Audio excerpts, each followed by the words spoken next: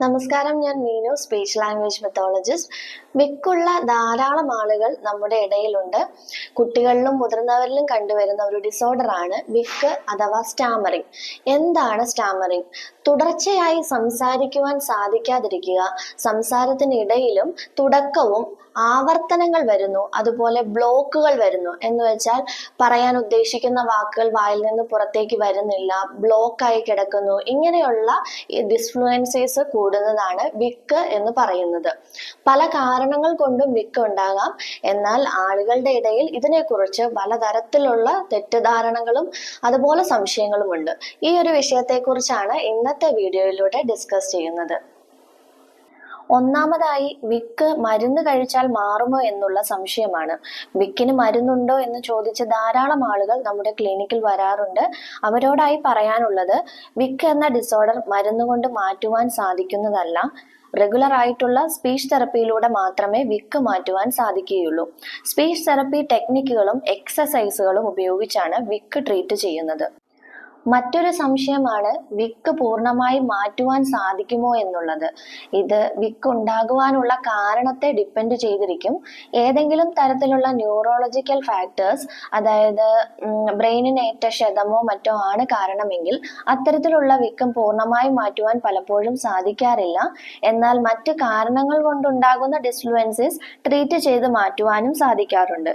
ചില ആളുകളിൽ സക്സസ്ഫുൾ ആയിട്ടുള്ള ട്രീറ്റ്മെന്റിന് ശേഷവും ചിലപ്പോൾ വിക്ക് തിരിച്ചു വരാറുണ്ട്. അത് കുറച്ചു നാളത്തെ ട്രീറ്റ്മെന്റിലൂടെ മാറ്റിയെടുക്കുവാനും സാധിക്കാറുണ്ട്. അടുത്ത ഒരു ഇൻട്രസ്റ്റിംഗ് ആയിട്ടുള്ള കാര്യമാണ്, വിക്കുള്ള ആളുകൾ വരുമ്പോൾ അവർ പറയാറുണ്ട്, എനിക്ക് നന്നായി പാട്ട് പാടുവാൻ സാധിക്കും, പാട്ട് പാടുമ്പോൾ വിക്ക് വരുന്നില്ല, എന്നാൽ സംസാരിക്കുമ്പോൾ വിക്ക് പിന്നെയും വരുമെന്ന്. റിയാലിറ്റി ഷോയിലും മറ്റും വളരെ എക്സൈറ്റഡ് ആയി കാണിക്കുന്ന ഒരു സബ്ജക്റ്റ് തന്നെയാണ് ഇത്. എന്താണ് ഇതിന് കാരണം? ബ്രെയിനിനെ നമുക്ക് രണ്ടായി തിരിക്കാം, right hemisphere and left hemisphere. ഇതിൽ ലെഫ്റ്റ് ഹെമിസ്ഫിയർ ആണ് നമ്മുടെ ഭാഷയെ നിയന്ത്രിക്കുന്നത്. നമ്മൾ സംസാരിക്കുന്നതിന് ലെഫ്റ്റ് ഹെമിസ്ഫിയറിന്റെ സഹായമാണ് വേണ്ടത്. എന്നാൽ പാട്ട് പാടുന്നതും മറ്റ് മ്യൂസിക്കൽ എബിലിറ്റീസ് എല്ലാം കൺട്രോൾ ചെയ്യുന്നത് റൈറ്റ് ഹെമിസ്ഫിയർ ആണ്. ഭാഷ പ്രോസസ് ചെയ്യുന്നതിൽ റൈറ്റ് ഹെമിസ്ഫിയറിന്റെ പാർട്ടിസിപ്പേഷൻ വളരെ കുറവാണ്. അതുകൊണ്ട് തന്നെ വിക്കുള്ള ആളുകൾ പാട്ട് പാടുമ്പോൾ ഡിസ്ഫ്ലുവൻസീസ് ഒന്നും ഉണ്ടാവുകയില്ല. മറ്റൊരു തെറ്റിദ്ധാരണയാണ് വിക്കുള്ളവർക്ക് IQ കുറവായിരിക്കും എന്ന് പറയുന്നത്. വിക്ക് ഉണ്ട് എന്ന കാരണത്താൽ IQ കുറവാണെന്ന് പറയുവാൻ സാധിക്കുകയില്ല. മറ്റൊരു തരത്തിൽ പറഞ്ഞാൽ IQ കുറവായതുകൊണ്ട് വിക്ക് വരണമെന്നുമില്ല. സ്റ്റാമറിങ് ഉണ്ടാകുന്നത് അഥവാ വിക്ക് ഉണ്ടാകുന്നത് പ്രധാനമായും 3 കാരണങ്ങളാലാണ്: ജനറ്റിക്സ്, ബ്രെയിൻ ഫങ്ഷൻ, എൻവയോൺമെന്റൽ ഫാക്ടേഴ്സ്.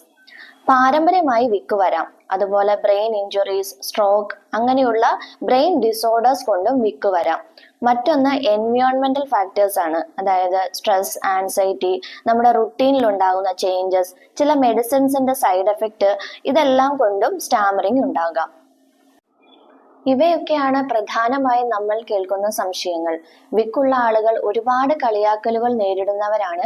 അതുകൊണ്ട് തന്നെ സമൂഹത്തിലേക്ക് ഇറങ്ങി സംസാരിക്കുവാൻ പലപ്പോഴും അവർക്ക് സാധിക്കാറുമില്ല. എന്നാൽ സ്പീച്ച് തെറപ്പിയിലൂടെ സ്റ്റാമറിങ് കംപ്ലീറ്റ് ആയി ട്രീറ്റ് ചെയ്യുവാൻ സാധിക്കുന്നതാണ്.